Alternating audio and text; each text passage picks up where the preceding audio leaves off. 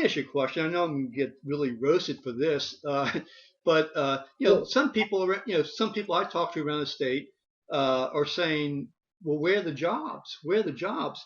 I wrote a column recently that said that the the DNP it has actually been almost like 45% or 1/45th of what it was in U.S. in the last 3 years. So there's something that seems to be inconsistent in terms of the say the gross domestic product. Um, Please help me out with that because I really if I gotta apologize, I'll apologize to the powers that be. But I mean, those the last 3 years, that's what it says. The U.S. is was 1.8. Louisiana was zero point 0.3. Now I know New Orleans is doing super. Okay, and I Right. know the rest of Louisiana is doing great too. But the Well, DNP, yeah, it doesn't show it. So please help me. there are a number of reasons there, and it's a great point. And so let me give you what my hypothesis is, and then tell you what I'm doing to prove it or not prove it.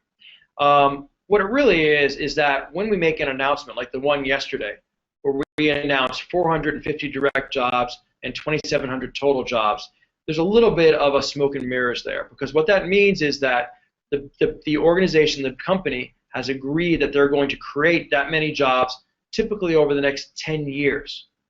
So let me give you a very specific example. So when we announced GE Capital, okay, 2 years ago, we announced 300 jobs.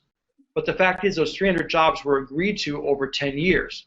So as of today, they're actually up to 190 jobs. They're actually ahead of schedule.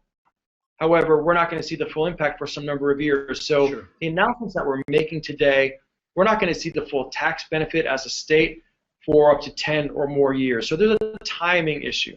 But let me tell you what I'm doing, because I'm getting tired of not having the real facts to answer this very fair question, which is, how come we're doing better than anybody in the country, but we're always running $1 billion deficit, right? There's a hole in the bucket Sure. there, Eliza, Sure. a hole.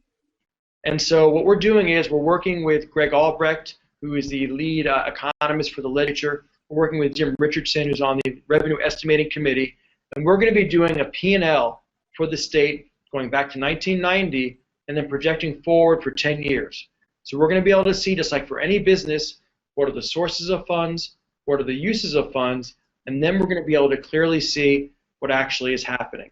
And then we don't have a particular philosophy going into this except that facts are good.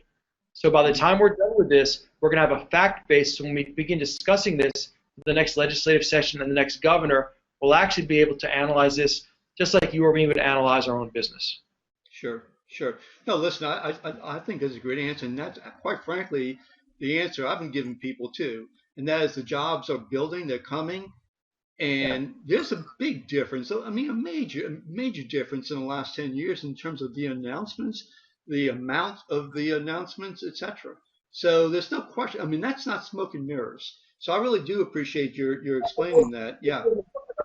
But we don't explain when we make an announcement and we say it's going to be 1,000 new jobs. We don't explain that those are 1,000 new jobs that are going to come, or at least we don't tend to lead with that. So it does need explanation sometimes. Sure, sure.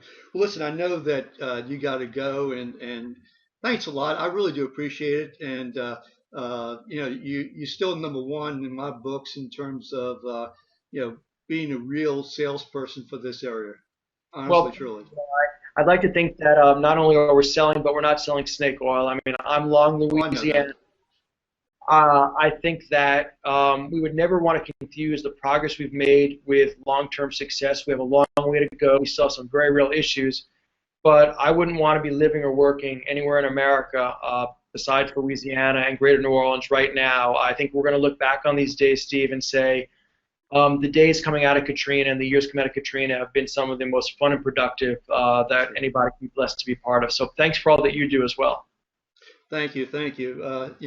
I really appreciate it. Take care of yourself. Bye bye. Thank you. Bye-bye.